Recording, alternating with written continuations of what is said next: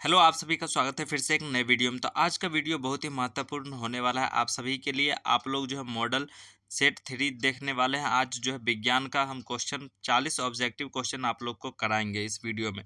ठीक है, तो बिहार बोर्ड मैट्रिक परीक्षा 2025 का अगर तैयारी कर रहे हैं तो आप लोग ज़रूर से ज़रूर हमारा सभी वीडियो को देख लीजिएगा, क्योंकि साइंस का सेट जो है अपलोड हो रहा है, हिंदी का सेट जो है अपलोड कर दिया गया है और सोशल साइंस का भी जो है 8 सीरीज जो है अपलोड कर दिया गया है, जो कि एसएस सीरीज के नाम से होगा और साइंस का जो है एस सीरीज के नाम से और हिंदी का मॉडल सेट लिखा हुआ है। तो उसको जाकर के ज़रूर से ज़रूर विजिट कर लीजिएगा। तो चलिए आइए शुरू करते हैं आज का इस वीडियो को, और आप लोग फुल वॉच कीजिए, अच्छा लगे तो लाइक कर दीजिएगा।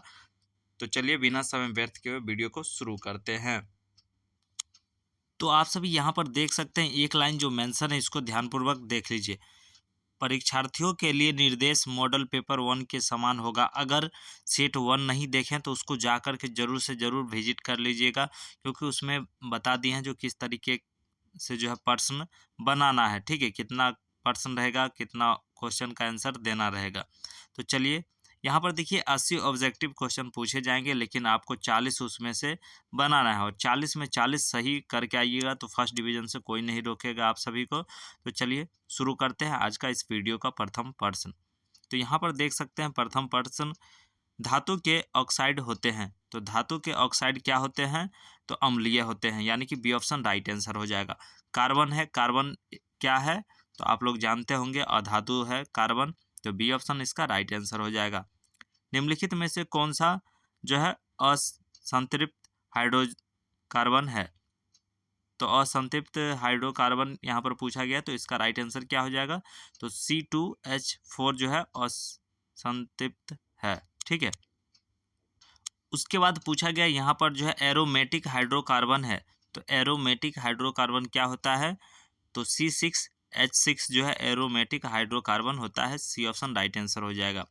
निम्नलिखित में से कौन अक्रिय गैस है? तो ये भी मोस्ट इम्पोर्टेंट पर्सन, और जितना भी क्वेश्चन करा रहे हैं आप लोग को एक बार में नहीं याद हो तो दोबारा से वीडियो देख लीजिएगा, याद हो जाएगा पूरी तरीके से और आपको कोई भी दिक्कत नहीं होगा। ठीक है, तो चलिए इसका राइट आंसर क्या हो जाएगा? 5 का बी ऑप्शन राइट आंसर हो जाएगा, हीलियम। देखिए जिनको याद रहेगा उनको एग्जाम में 1% भी डर नहीं लगेगा। ठीक है, और जिनको याद नहीं होगा या पढ़े हुए नहीं होंगे तो उनको चोरी पर ध्यान रहेगा, लेकिन चोरी करने से कोई फ़ायदा नहीं है। ठीक है, नॉलेज नहीं रहेगा तो कोई फ़ायदा नहीं है आज के डेट में। अगर नॉलेज है तो फ़ायदा है, नहीं तो चोरी भी वही करता है जिसके पास नॉलेज होता है, बुक पढ़ता है, वही चोरी करता है। लेकिन चोरी करने से कोई फ़ायदा नहीं है। आप लोग जो है अपने ऊपर विश्वास रखिए, आराम से सफल होइएगा। ठीक है, और अभी जो है जितना भी टाइम बच रहा है एकदम जी जान लगा करके मेहनत कीजिए। मैथ का प्रैक्टिस रेगुलर करते रहिए। ठीक है, और साइंस पढ़ते रहिए, हिंदी पढ़िए, और जो है आपको मैथ का तो प्रैक्टिस ज़रूरी है ही, और इंग्लिश का भी जो है, इंग्लिश में पैसेज रहता है उसको पढ़ के आंसर देना रहता है। उसमें भी ऑब्जेक्टिव आपको कितना रहेंगे? 100 रहेंगे। तो उसका भी जो हम एक वीडियो बना करके समझा देंगे। ठीक है, संस्कृत का भी जो है समझा देंगे, जिससे कि कोई दिक्कत नहीं होगा आगे चल के आप सभी को एग्ज़ाम में। ठीक है, तो चलिए पहले इस वीडियो को आप लोग देख लीजिए और चैनल से जुड़ जाइएगा, बस हम इतना ही रिक्वेस्ट करेंगे। तो यहाँ पर देख सकते हैं नेक्स्ट प्रश्न, निम्नांकित में से कौन उपधातु है? तो निम्नांकित में से कौन जो है उपधातु है? तो Sb जो है उपधातु हो जाएगा। ठीक है, यहाँ पर सी ऑप्शन राइट आंसर हो जाएगा। पौधों में श्वसन होता है। तो पौधों में जो है श्वसन कहाँ से होता है? तो जड़ से भी होता है, पत्तियों से भी होता है, तने में भी होता है, यानी कि इनमें से सभी इसका राइट आंसर हो जाएगा, डी ऑप्शन। उसके बाद चलिए नेक्स्ट प्रश्न देख लेते हैं, निम्न में स्वपोषी कौन है? तो यहाँ पर जो स्वपोषी कौन है? ठीक है, जो स्वयं को अपना अथी करता है, पोषता है, तो इसका राइट आंसर क्या हो जाएगा? तो हरे पौधे जो है स्वपोषी है। उसके बाद चलिए नेक्स्ट, किस जीव में जो है हीमोग्लोबिन नहीं होता है? अब देखिए यहाँ पर पूछा गया किस जीव में हीमोग्लोबिन नहीं होता है। तो मानव में तो हीमोग्लोबिन होता है। ठीक है, पक्षी में क्या होता है? हीमोग्लोबिन होता है या नहीं होता है? तो पक्षी में भी होता है, लेकिन मक्खी में क्या होता है? हीमोग्लोबिन नहीं होता है। ठीक है, तो इसका राइट आंसर हो जाएगा बी ऑप्शन राइट आंसर हो जाएगा। आप लोग ये सब प्रश्न जो है थोड़ा ध्यान रखिएगा। उसके बाद चलिए नेक्स्ट देख लेते हैं, हीमोग्लोबिन की कमी से कौन सा रोग होता है? अब देखिए हीमोग्लोबिन की कमी से कौन सा रोग होता है, तो आप लोग इस प्रश्न का उत्तर क्या हो जाएगा, एनीमिया।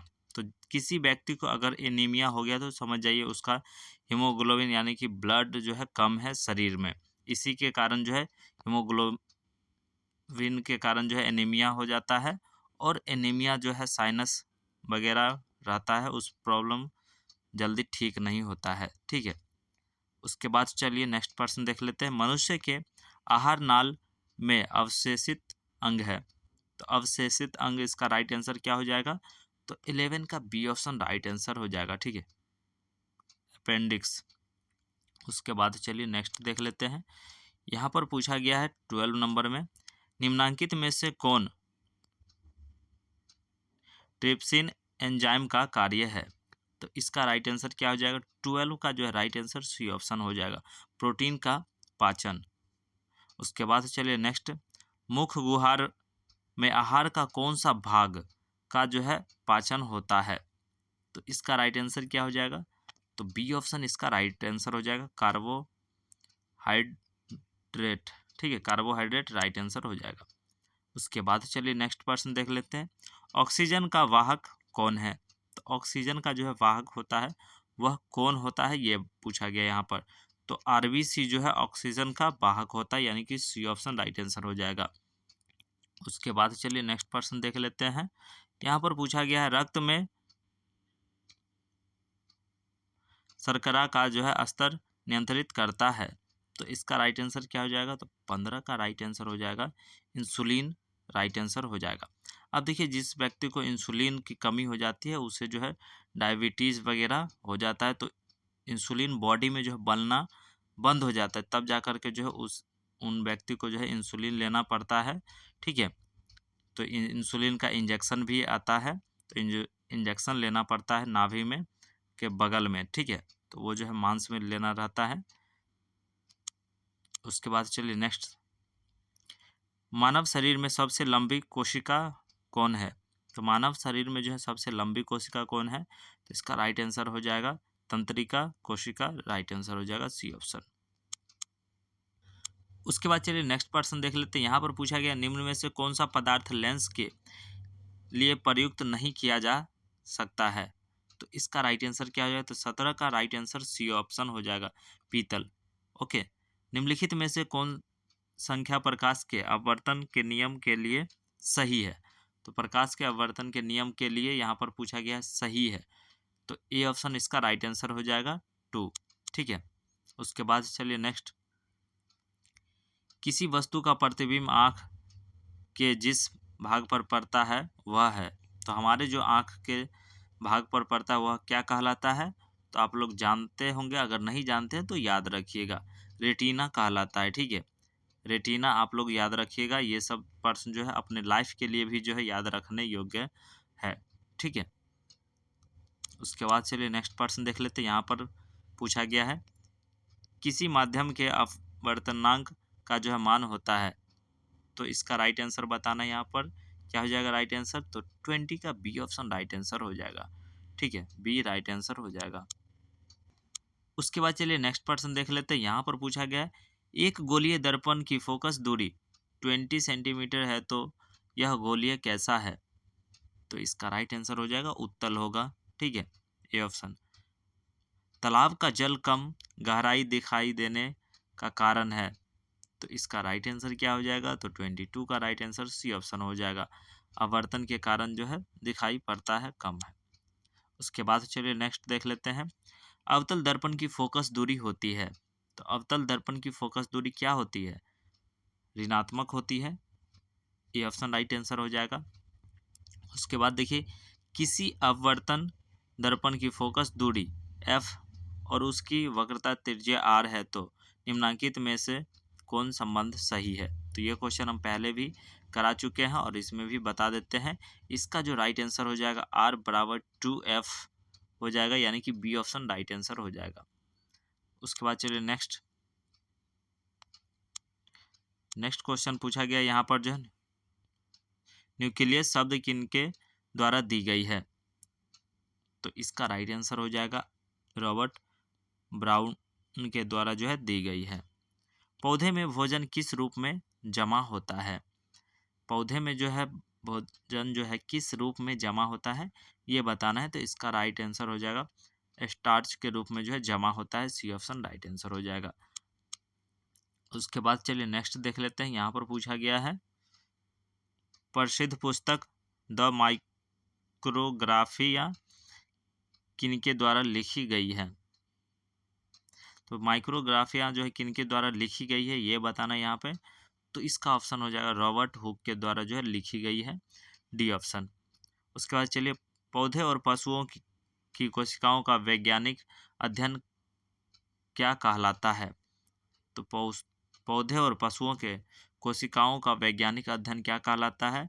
तो 28 का जो है राइट आंसर हो जाएगा कोशिका विज्ञान कहलाता है, बी ऑप्शन। उसके बाद चलिए नेक्स्ट पर्सन की ओर बढ़ते हैं। मानव हृदय घिरा हुआ है। तो मानव का जो है हृदय, हमारा हृदय जो है घिरा हुआ है, किससे घिरा हुआ है? तो पेरिकार्डियम से जो है घिरा हुआ है, ठीक है। उसके बाद चलिए नेक्स्ट पर्सन देख लेते हैं। विजार्ड की ओर परागन नली की वृद्धि का क्या कारण होता है? विजार्ड की जो है और परागन नली की वृद्धि का कारण होता है। तो इसका राइट आंसर क्या हो जाएगा? 30 का राइट आंसर हो जाएगा आप सभी का बी, ठीक है। केमोट्रोपिज्म जो है राइट आंसर हो जाएगा।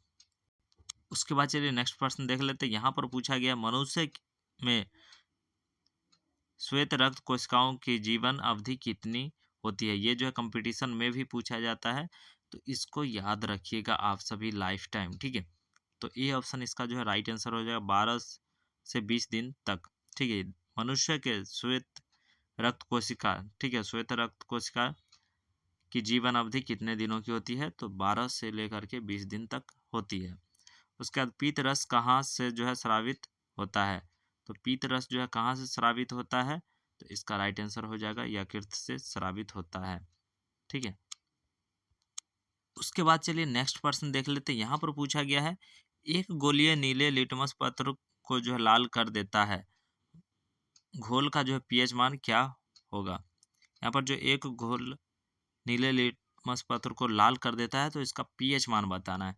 तो पीएच मान क्या हो जाएगा? इसका राइट आंसर ए ऑप्शन हो जाएगा 2 होगा, ठीक है। बेंजीन का अणुसूत्र क्या है? तो बेंजीन का जो है अणुसूत्र पूछा गया है, तो यहाँ पर इसका राइट आंसर हो जाएगा आप सभी का C6H6। पहले भी क्वेश्चन करा चुके हैं, ठीक है। उसके बाद चलिए नेक्स्ट देख लेते हैं। यहाँ पर पूछा गया है एथिल एल्कोहल का जो है IUPAC नाम क्या है?